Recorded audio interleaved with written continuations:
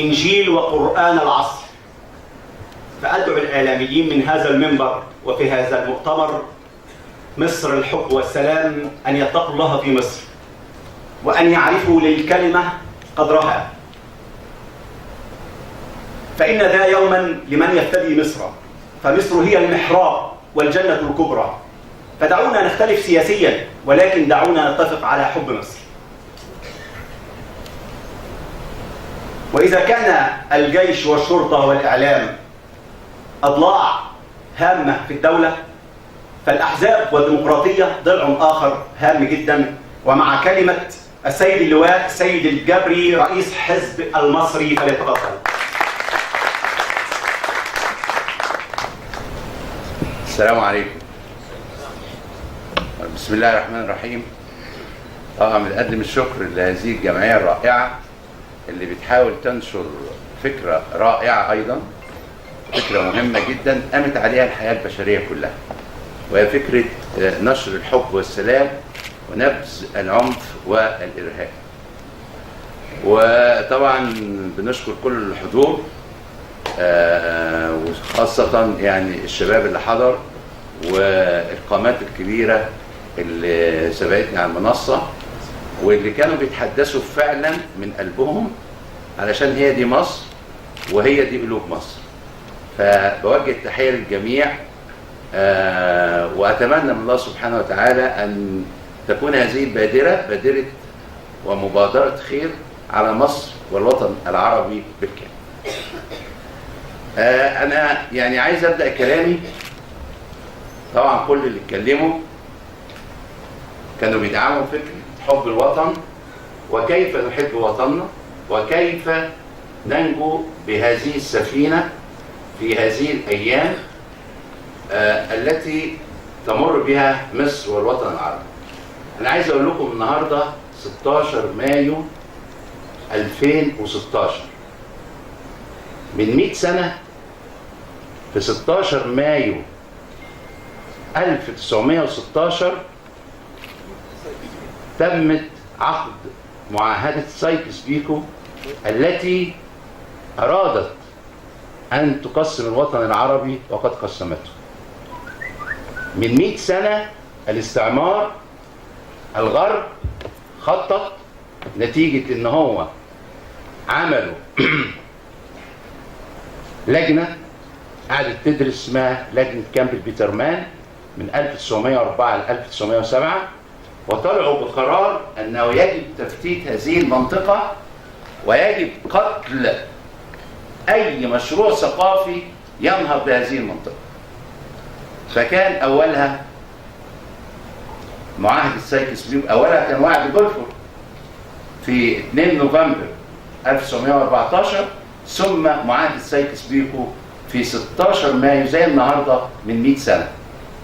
بس العرب والوطن العربي كان في الوقت ده معظمه تحت الاحتلال، وزي ما مصر الشعب المصري قام بثورة يوليو سنة 1952 لإسقاط هذا المشروع الاستعماري على هذه المنطقة.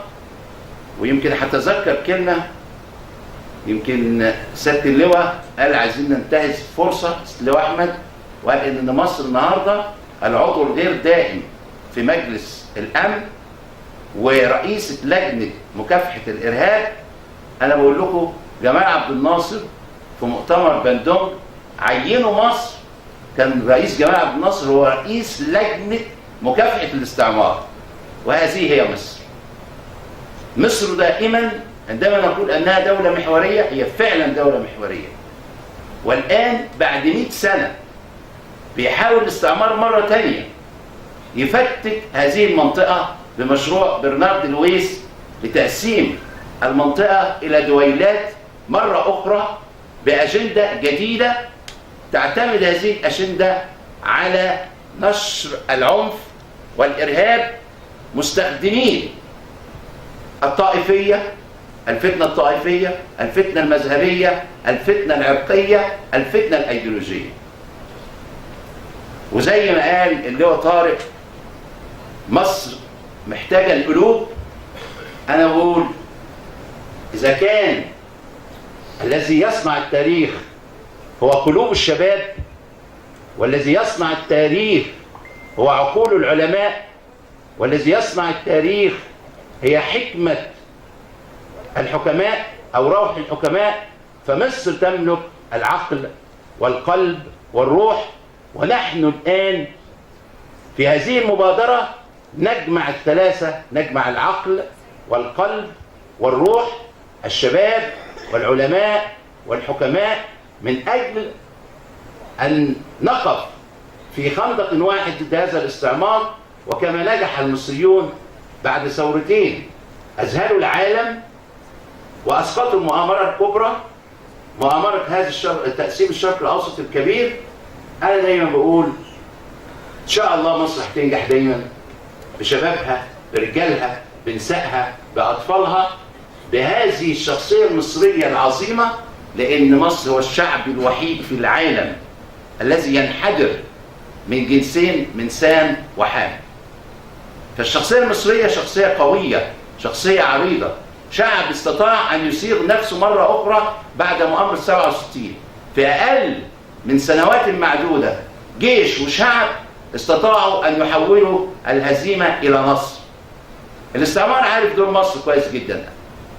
وهالفورد ماكندر لما قال إن هذه المنطقة، منطقة الوطن العربي، هي جزيرة العالم، ومن يملك جزيرة العالم يملك العالم، وقال إن قلب هذه المنطقة هي العراق، ونقطة الارتكاز الاستراتيجي هي مصر.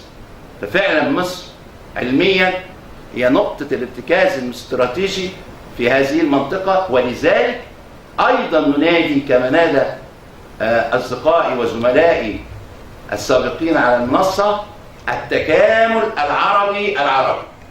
أصبح الآن ضرورة حتمية وليست ترف على كل أبناء الوطن العربي أن يعلموا أن الاستعمار يخطط ويدبر ويسير بخطة ثابتة. 100 سنة مرت على سايكس بيكو، نجح. بس احنا وضع الوطن العربي الآن دلوقتي أحسن وأفضل مما كنا فيه في بداية القرن العشرين. الوطن العربي الآن يملك من المقومات التي تستطيع معه أن تنقذ هذا الوطن من هذه المؤامرات الاستعمارية، بل ويكون الوطن العربي وقلبه مصر أن تكون رائدة في هذه المنطقة. حرب 73 أيها الشباب أثبتت للعالم أن المصريين قادرون، وأن العرب لما اتحدوا كان الوزير زكي اليماني وزير البترول السعودي يوم 4 أكتوبر بيحاول يرفع سعر البرميل البترول من 2.4 دولار ل 2.7 دولار، 3 سنت رفض. ولكن عندما بدأت المعركة ويوم 7 و8 أكتوبر الجيش المصري والجيش السوري تم تدمير 500 دبابة في أروع معركة دبابات شهدتها العالم أو شهدها العالم.